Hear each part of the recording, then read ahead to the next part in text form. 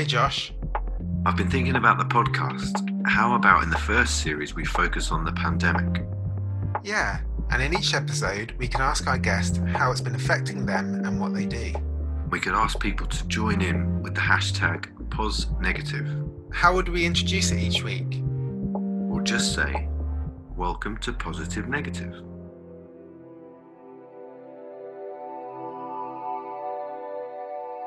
Okay, our first guest is Cathi Bertin.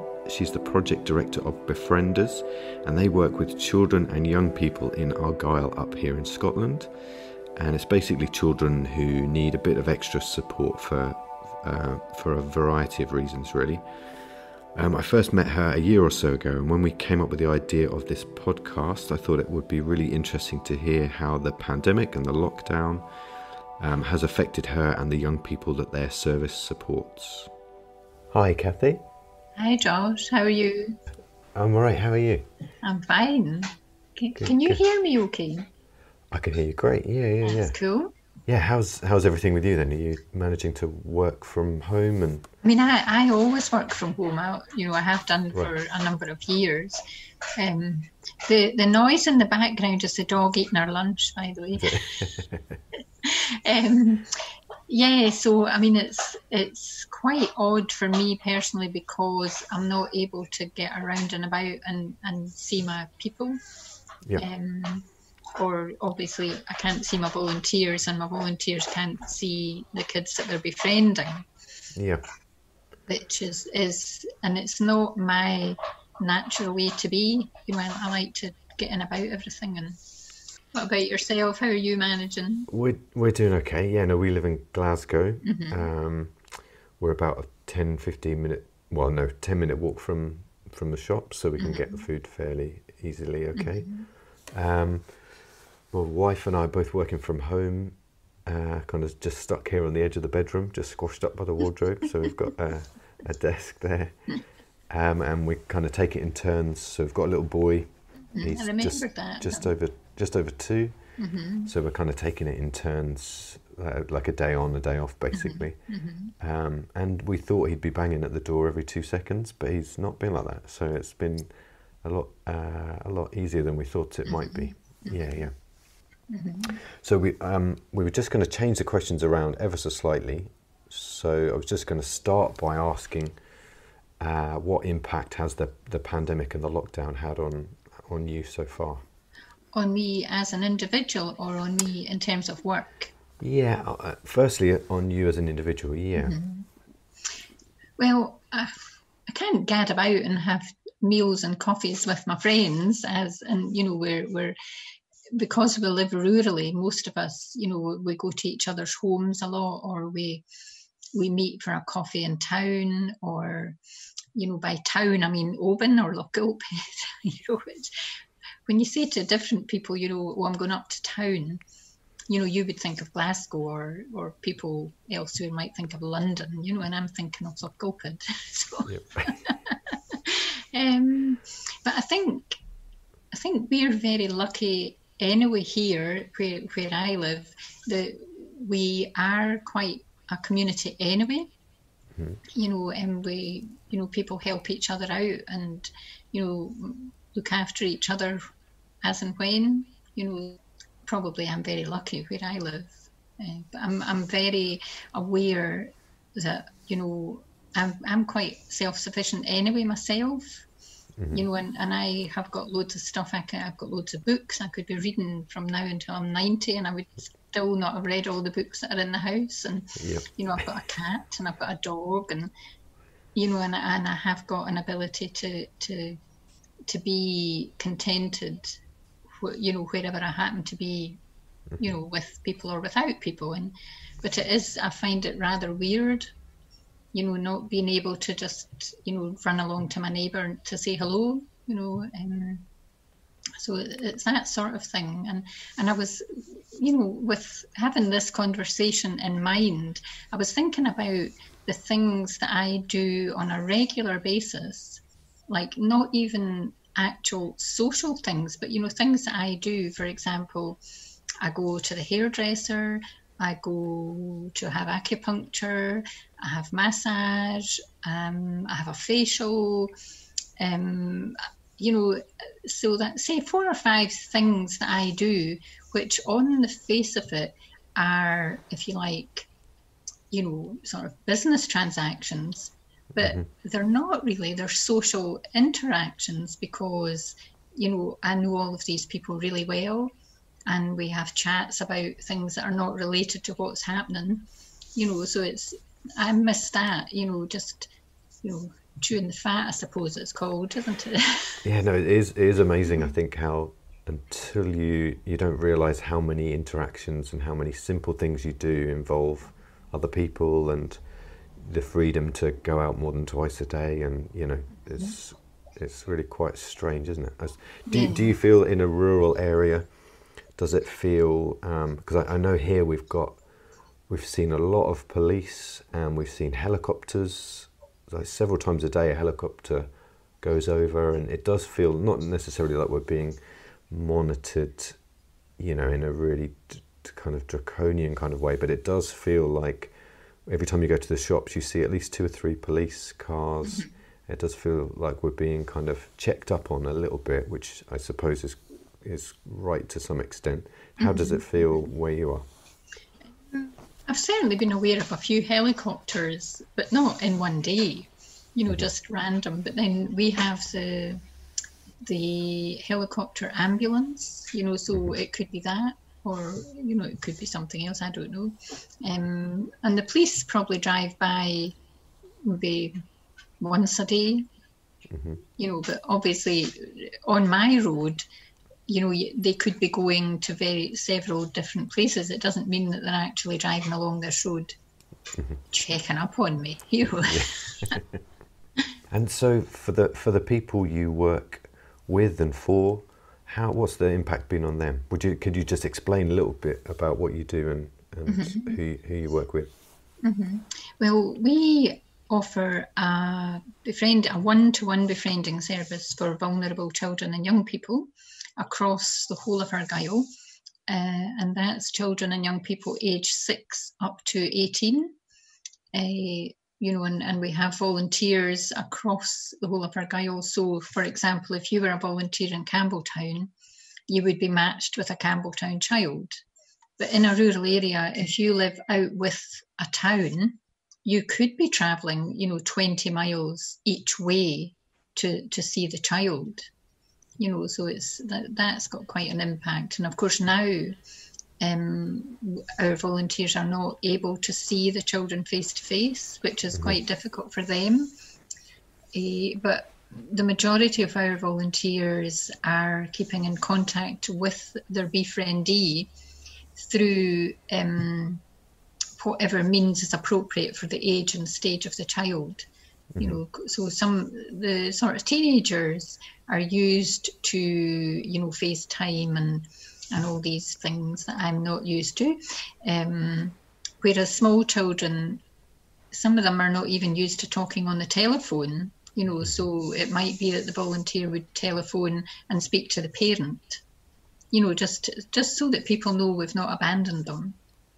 But I'm in touch with all the families we work with, because our matches, therefore relationships with our families, are long term, it could be a number of years, then the families in the main are quite happy to talk to me about everyday things. It's not, they don't see me as, phoning to check up on them kind of thing.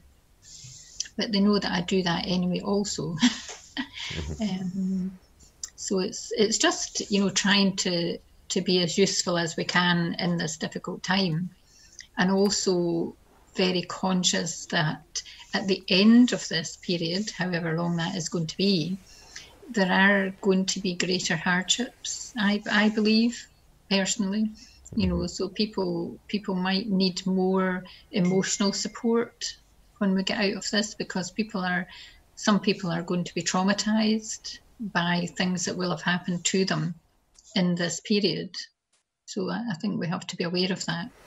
So just in general, what are the benefits that the young people get from the befriending service, and what are the kind of gaps in their kind of normal life, so to speak, that requires them to need or benefit from a befriender? What kind of gaps are you feeling? Well, sometimes it's not. A lot of the children that we're working with currently are not known to social work. So it's not all social work referrals that we take. Parents can refer their own children, which they do.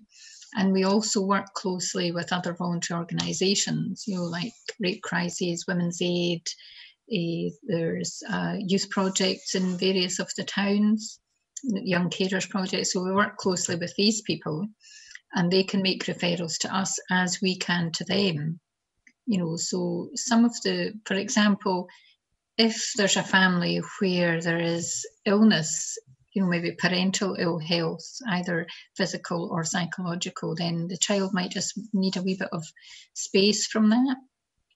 Or if they've got a sibling who is unwell or has a particular condition, it could be that the child who doesn't have the condition needs just a little break from that. It's just people who need a wee bit of extra help. And for the befrienders themselves, how do they benefit, or what kind of people offer to become a befriender? I was worried that you would ask me that, you see, because it's all kinds of different people. It's fascinating, actually. We've got our youngest volunteer was about 17 when they started, and our oldest person is over 80. And it's just different people for huge variety of reasons that people come to befriending. It could be that they themselves have had what is now called lived experience of difficulties, or it could just be maybe they've got children and grandchildren who don't live here, so they just miss the company of young people. We have retired teachers, we have got people who work in social work, all sorts of different people for all sorts of different reasons.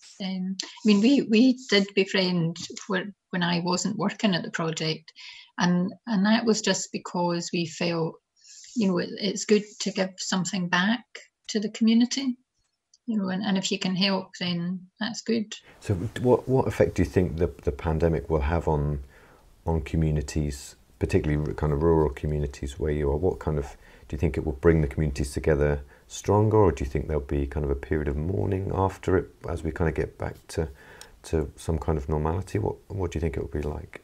I think links will have been made that will remain, because a couple of the organisations in town here, for example, they're offering, although their actual buildings have had to close, they're offering online support for some of the people that they work with. They're offering food. Volunteers are making food and putting it into the centre, and the centre are delivering it. I'm quite positive that links that have been made will not then be broken. But I think because of the length of time that I think this will go on for, it will have effects on people's health. Because people who are stressed already will possibly become more stressed and anxious. And for some people, being unable to leave their home, could be devastating. Some people just cannot be tied in, and I think that's how people will feel. I think it's the unknown, isn't it? And I think initially I believe that there was a feeling among people that, when they first spoke about social distancing and staying at home, there were some people didn't take it seriously. I know this, and it's ridiculous and blah, blah, blah, blah. More people died of the flu and tra-la-la, but this is not the flu, and this is not going to go away, unfortunately, until it's sorted. But I feel quite positive that, we will come out the other end, but I think we'll come out the other end different. I feel certainly for a lot of the families that we work with, the imposed closeness might be a problem. You know, because if you're used to children going to school every day, and you know, people going out to work every day, being forced to be together is not always the greatest thing. So I don't know. So you've kind of said it a little bit, but how are you feeling today about it all? Like, how are you personally kind of feeling? Well, at this minute, I feel quite good about it. Well, not good about it, but you know, I'm not panicking or anything. But when I wake up in the middle of the night, you know, I think, my goodness, what would happen if I got the virus? Would anybody notice if I didn't get up one day? You know, and I'm very lucky because I've had that conversation with my friend who lives down the road, and you know, she said, well, if you didn't answer the phone, you know, I might. And I said, but you know, I might be out with the dog. And she said, but then I would phone your mobile, and if you didn't answer your mobile, you know, it's that kind of thing that worries you in the middle of the night. You know, that in the cold light of day, there is an answer. You know, but it is frightening. You know, it is very scary. And obviously, I miss seeing my family. But you know, I can speak to them on the phone, but it's not the same. No, it's not, is it? I think we're all going to have lots of very good get-togethers once it's over, aren't we? I know. And I think what I find quite strange, because my son and his wife live on an island, and I find it quite strange and quite alien that I am not allowed to go there. You know, I guess I'm just not used to being told off and told what I can't do, and I'll just have to get used to it, you